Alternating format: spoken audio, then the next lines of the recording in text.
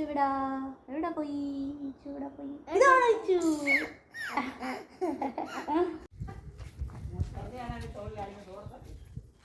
বাবা কাঁঠালের আঠা। নমস্কার, আজকের ব্লগে স্বাগত। আজ আপনাদের সাথে আমি দুটো জিনিস শেয়ার করব। প্রথমে কেরালার বিখ্যাত পাকা আমের ঝোল রেসিপি, তারপরে আপনাদের নিয়ে যাব কেরালার অসাধারণ উদ্যোগের গল্পে, যার নাম কুটুম্বশ্রী। আপনারা ব্লগটি স্কিপ না করে পুরোটাই দেখুন, তাহলে দুটো জিনিস জানতে পারবেন। তবে চলুন আজকে ব্লগটি এখান থেকেই শুরু করি। Ring ring ring ring ring Ichu എവിടാ ഇച്ചു ഇച്ചു എവിടാ ഇച്ചു ഇച്ചു ഇച്ചു ഇച്ചു ഇച്ചു ഇച്ചു ഇച്ചു ഇച്ചു എവിടാ എനിക്കറിയത്തില്ല എവിടാ ഇച്ചു എവിടാ എവിടാ ഇതാണ് ഇച്ചു ഇച്ചു എവിടാ ഇച്ചു ഇച്ചു ഇച്ചു ഇച്ചു എവിടാ মানে ഇച്ചു কোথায় ഇച്ചു എവിടാ എവിടാ പോയി ഇച്ചു എവിടാ പോയി ഇതാണ് Ichu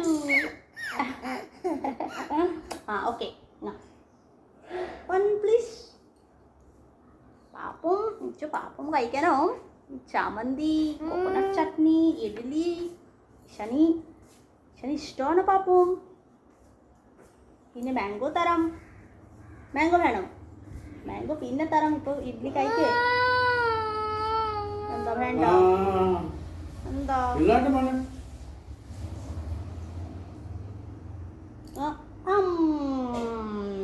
good boy Ichu good boy good boy আর ঈশানকে খাইয়ে খেয়ে তারপরে স্নান করে এলাম। এখন রান্নাঘরে এই রান্নাবাটির জোগাড় যন্ত্র করবো। শাশুড়ি মায়ের আজকে কোমরে ব্যথা। ঈশান 1 ঘন্টা লাগালো খেতে। আগে ঈশান টুকটাক খেয়ে নিত, আর এখন ঈশান সময় লাগায়, খাবে না, হাত ধরে নেবে, ওকে ভুলিয়ে ভালিয়ে এখন খাওয়াতে হয়, যেরকম একটা সাধারণ বাচ্চা করে আর কি। এটা গুড সাইন, ওর ব্রেন ডেভেলপ হচ্ছে। আর এদিকে আমাদের গাছের আম পেকে গেছে, টুকটাক সারাদিন আম পড়ছে, আমরা কুড়াচ্ছি আর খাচ্ছি, কি মজা। কাঁঠাল তো অনেক আগেই পেকে গেছে। এখানে আম, জাম, কাঁঠাল সবই পাওয়া যায়, তবে এখন জামটা হয়নি মনে হয়, আর কিছুদিন পরে পাওয়া যাবে। ঘরে যদি কাঁঠাল পাকে আপনি লুকিয়ে রাখতে পারবেন না, এমন স্ট্রং গন্ধ, গোটা ঘর একদম ছড়িয়ে পড়ে। এই খাজা কাঁঠালগুলো মানে একটু শক্ত শক্ত খেতে, সবাই জানেন সেটা, কিন্তু সেটা বড় কথা নয়। বড় কথাটা হচ্ছে আমার এই খাজা কাঁঠালের থেকে ওই একটা ছোট ছোট যেগুলো কুয়া হয়ে দেখবেন সব মানে নরম নরম, ওইটা আমার খেতে দারুণ লাগে। মা इससे और एक बनता है ना छोटा छोटा वाला आलू गुलू गुलू गुलू गुलू गुलू वो वाला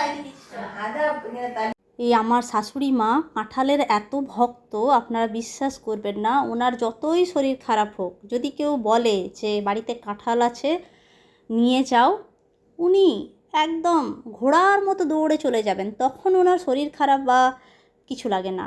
পাকা আমের ঝোল বানানোর জন্য খোসা ছাড়িয়ে আটি শুদ্ধ আমগুলোকে সেদ্ধ করতে দিতে হবে। তাতে দিতে হবে নুন, হলুদ, কাঁচা লঙ্কা আর সামান্য পরিমাণে লঙ্কার গুঁড়ো।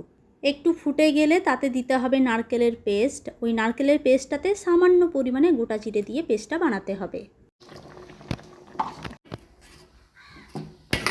এটাতে দইও লাগবে, দইটাকে একটু ব্লেন্ড করে নিতে হবে। সাউথ ইন্ডিয়ানরা খুব কারি পাতা খেতে পছন্দ করেন, তো ওনারা কাঁচা কারি পাতাও দেন ফ্লেভারের জন্য। আমরা বাঙালিরা খুব একটা পছন্দ করি না, তো যদি আপনারা এটা বানান তাহলে এই কারি পাতাটা স্কিপ করবেন। এবার দিতে হবে ফোড়ন। ফোড়নে লাগবে কালো সর্ষে, কারি পাতা আর শুকনো লঙ্কা। শুকনো লঙ্কা আমাদের কাছে ছিল না বলে আমরা দিতে পারলাম না। আর লাগবে মেথি পাউডার, খুব সামান্য পরিমাণে। ব্যাস হয়ে গেল কেরালার বিখ্যাত পাকা আমের ঝোল। খেতে কিন্তু দুর্দান্ত লাগে, আমি এটা চুমুক দিয়ে খাই। আপনারা যদি ট্রাই করেন তাহলে আমাকে জানাবেন আপনাদের খেয়ে কেমন লাগলো।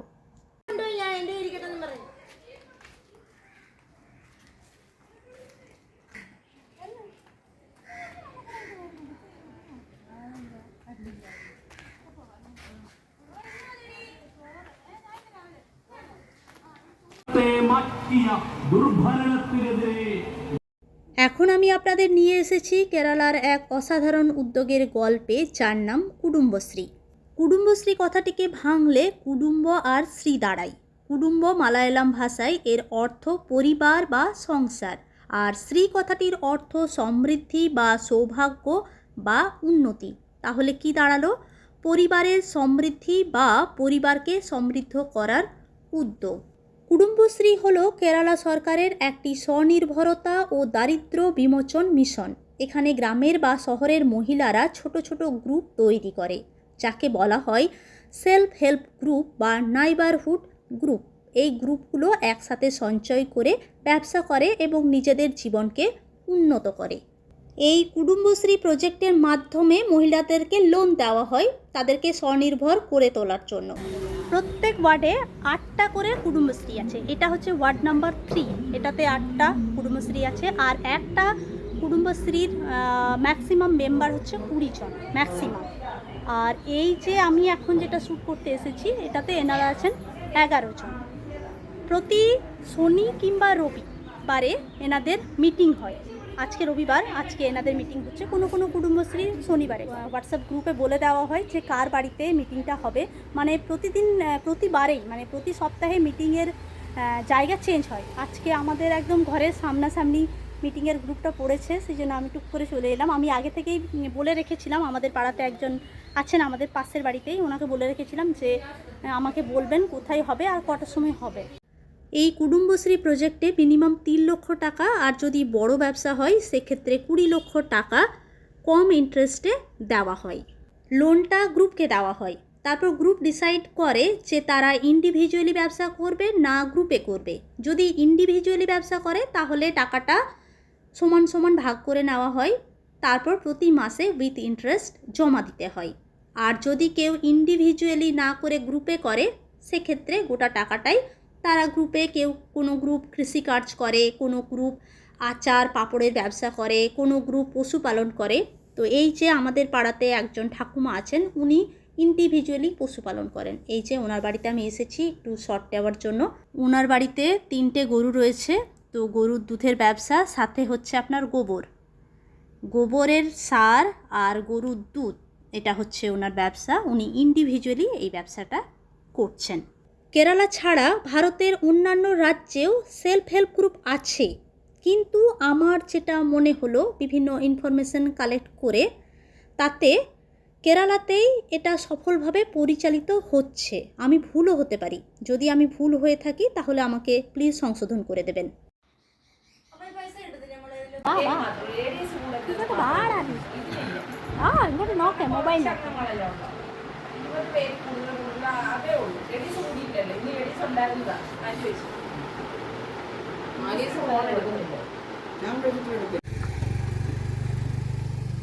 এটা মেহেন্দি গাছ, আর এটাতে দেখুন ফুল এসেছে, কি সুন্দর,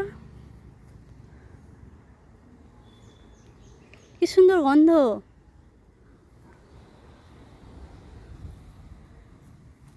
তো এই ছিল কেরালার কুটুম্বশ্রীর গল্প। ব্লগটি কেমন লাগলো জানাবেন, ভালো লাগলে একটি লাইক আর শেয়ার করবেন। আর আপনাদের সাথে আমার দেখা হচ্ছে আমার পরের ব্লগে।